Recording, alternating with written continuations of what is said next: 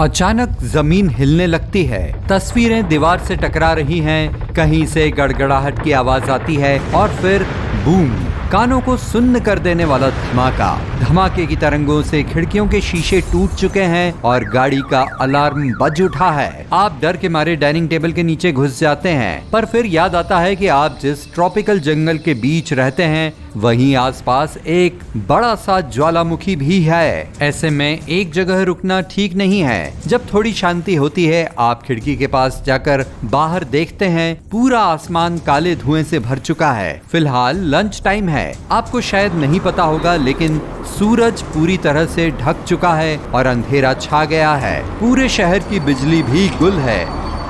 अंधेरे में पिघलता लाल लावा आसमान से आग की तरह बरस रहा है और ज्वालामुखी के किनारों पर भी फिसल रहा है। बाकी पड़ोसियों के साथ आप भी बाहर निकल जाते हैं। फिलहाल तो आपको किसी सेफ जगह पहुंचना है। कार से जाने का सोचते हैं, लेकिन सड़क पर लोग भाग रहे हैं। आप भी भीड़ में शामिल हो जाते हैं। जब नेचुरल डिजास्टर की बात आती है तो सुपर वोल्केनो सबसे आगे है। हैरानी की बात यह है कि यहाँ साइज या ऊंचाई के बारे में बात नहीं हो रही। किसी भी ज्वालामुखी को सुपर तब कहा जाता है जब वो 386 किलोमीटर से ज्यादा मैग्मा का विस्फोट करता है, यानी इतना जो एरी झील को भरकर पार निकल जाए। इसके अलावा ये विस्फोट कई बार हो चुके हों और इसका साइज वोल्केनिक एक्सप्लोसिविटी इंडेक्स पर 8 हो।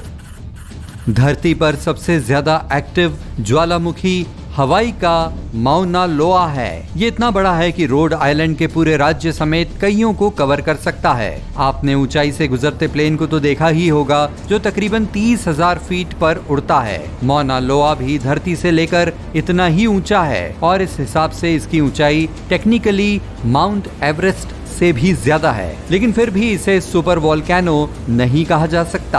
अब आप किसी अनजान और अंधेरी सड़क पर दौड़े जा रहे हैं और समझ नहीं पा रहे जाएं कहां। तभी अचानक आपके ठीक सामने पुल पर एक बड़ा सा धधकता हुआ पत्थर टकराता है। बाकी सभी के साथ आप भी ज्वालामुखी की वजह से इसके किनारे अटक गए हैं, क्योंकि ये हर सेकंड कंट्रोल से बाहर होता जा रहा है। फिर भीड़ के लोग तितर बितर हो जाते हैं और अपने लिए बचने की जगह ढूंढने लगते हैं। आपको पुल के दूसरी तरफ पहुंचने का रास्ता पता है और इसके बारे में बहुत से लोग नहीं जानते, लेकिन आपको वहां घने जंगल और तेज बहती नदी से होकर गुजरना होगा। भीड़ के बचे कुचे लोगों को शांत कराते हैं और सभी को अपने साथ लेकर चल देते हैं। आप शहर की सीमा से बाहर जंगल में पहुंच गए हैं। आसमान में तो पहले ही अंधेरा है, पर ऊंचे पेड़ों और घने पत्तों ने इसे और बढ़ा दिया है। अंधेरे रास्ते से गुजरने के लिए सभी अपने फोन की फ्लैश लाइट ऑन कर लेते हैं। सभी को एक साथ रहना होगा और ध्यान रखना होगा कि कोई खो न जाए। अचानक आपके सामने चट्टानों के जलते हुए टुकड़े पेड़ों से टकराते हैं। सभी को झटका लगता है और जैसे तैसे आगे बढ़ने की कोशिश करते हैं, लेकिन जहां चारों ओर आग बरस रही हो वहां भला कोई सेफ कैसे रह सकता है। आपको बाकी लोगों के साथ और तेज चलना होगा, वरना सोच कर देखिए आपके आसपास स्नो स्लाइड या मड स्लाइड हो रही है। ये कितना खतरनाक हो सकता है। और सोच कर देखिए कि अगर इन्हीं चट्टानों से बर्फ और मिट्टी की जगह लावा नीचे आ रहा हो तो। फिलहाल तो यही आपकी तरफ आ रहा है। आपके ग्रुप में लोगों की भीड़ बढ़ती जा रही है। उन्होंने बताया कि पूरा मोहल्ला लावा में डूब चुका है। ये आपकी सोच से भी ज्यादा तेजी से आगे बढ़ रहा है। आप इसका अंदाजा तब तक नहीं लगा पाएंगे जब तक इसे खुद अपनी आंखों से नहीं देख लेते। इसकी स्पीड इस बात पर डिपेंड करती है कि ये कितना गाढ़ा है और चट्टान कितनी सीधी है। लावा तकरीबन 20 फीट प्रति मिनट पर धीरे धीरे रिस सकता है। वैसे ये 50 किलोमीटर प्रति घंटे की स्पीड से भी बह सकता है, यानी इतनी स्पीड जिससे कोई इंसान कभी जीत नहीं सकता। लेकिन लावा इतना खतरनाक भी नहीं है, बल्कि अगर आपके पास प्रोटेक्शन नहीं होती तो विस्फोट में निकलने वाली गैसेस आपके फेफड़ों में भर जाती और वे लावा से कहीं ज्यादा स्पीड से फैलती हैं। इससे आपकी आंखों और गले में खुजली होने लगती, सिर दर्द और चक्कर आने शुरू हो जाते और हार्ट बीट बढ़ जाती और सांस लेने में तकलीफ होने लगती। इससे भी बदतर सिचुएशन तो तब होती जब ऑक्सीजन की कमी होने लगती। शुक्र है घरों से निकलने से पहले ही सभी ने जैसे तैसे अपने गैस मास्क पहन लिए थे। अब आप जंगल के सबसे डेंजर जोन में एंट्री कर रहे हैं। सभी के फोन की बैटरीज एक एक करके खत्म होती जा रही है, इसलिए आप कुछ देख भी नहीं पा रहे। जंगल काफी घना है, यहाँ तक कि नदी की आवाज भी सुनाई नहीं दे रही। फिलहाल आपको ये भी नहीं पता कि आप सही रास्ते पर भी जा रहे हैं या नहीं, पर आपको महसूस हो रहा है कि जंगल में जितना अंदर तक जाओगे उतने ही सुरक्षित रहोगे।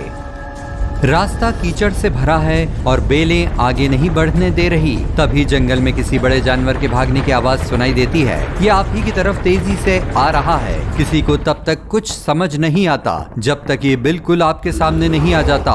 हे भगवान, भालू और गेंडा भी, जंगली बिल्लियां, घरों की बिल्लियां, कुत्ते, छोटे बड़े सभी जानवर आपके आगे दौड़ रहे हैं। यानी आप इंसान अकेले नहीं हैं जो इस धमाके से बचने की कोशिश कर रहे हैं। गड़गड़ाहट की आवाज आ रही है और इससे पहले कि आप कुछ समझ पाते, आपके पीछे जलती हुई चट्टानों की बौछार होने लगती है और जंगल के कुछ हिस्सों में आग लग जाती है। वापस जाने का कोई रास्ता नहीं है। सभी तेजी से भागने लगते हैं। आपको थोड़ी दूरी पर फिर से गड़गड़ाहट सुनाई देती है। अचानक बिजली चमकती है और अंधेरे आसमान में रोशनी हो जाती है। आपको लगता है चलो अब बारिश हो जाएगी और इस बुरे सपने से राहत मिलेगी।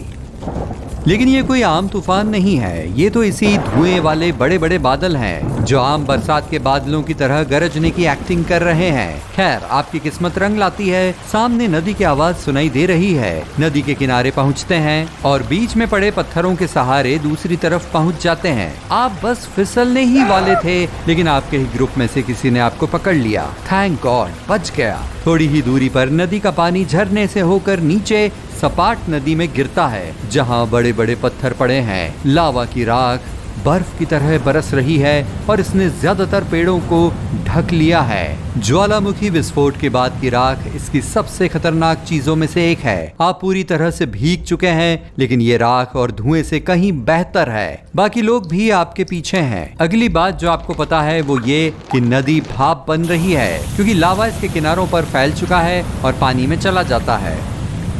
आप यहाँ से जल्दी निकलने की कोशिश करते हैं। लावा पानी को जानलेवा लेवल तक गर्म कर देगा और फिलहाल सभी को चिकने पत्थरों से बचते बचाते नदी पार करनी है। शुक्र है सभी लोग आगे बढ़ चुके हैं, कोई रहा तो नहीं। जैसे ही पीछे मुड़कर देखते हैं, किसी का पैर दो चट्टानों के बीच फंस गया है।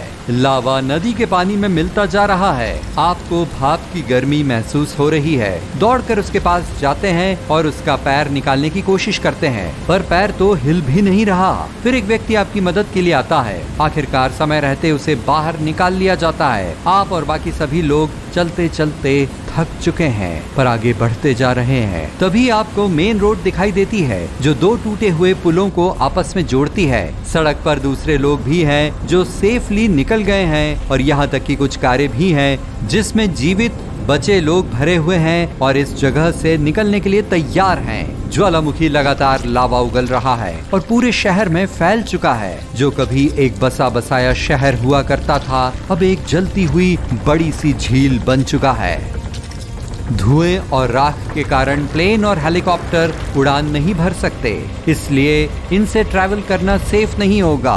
आप भले ही सेफली जमीन पर क्यों न खड़े हो, लेकिन खतरा अभी भी मंडरा रहा है। इसलिए अभी सेलिब्रेट करना जल्दबाजी होगी। हर कोई शहर से जितना हो सके दूर जा रहा है, जितना दूर उतना बेहतर। जमीन हिल रही है, लेकिन पहले से भी कहीं ज्यादा जोर से। सुपर वोल्केनो इतने शक्तिशाली होते हैं कि छोटे छोटे अर्थक्वेक पैदा कर सकते हैं। लेकिन शुक्र है कि अब आप शहर की बिल्डिंग्स और मलबे से दूर खुले मैदान में हैं। चलिए अब रियलिटी पर वापस आते हैं और राहत की सांस लेते हैं, क्योंकि इतने बड़े ज्वालामुखी विस्फोट होने में लाखों साल लग जाते हैं। और वैसे भी आज हम ह्यूमंस के पास इस तरह की घटनाओं के लिए वार्निंग सिस्टम और बचने के रास्ते हैं। वैसे नॉर्मल वोल्केनो यानी ज्वालामुखियों के लिए इतना डैमेज कर पाना लगभग इम्पॉसिबल है। इसलिए अपने ट्रिप प्लान से येलोस्टोन को हटाने की जरूरत नहीं है।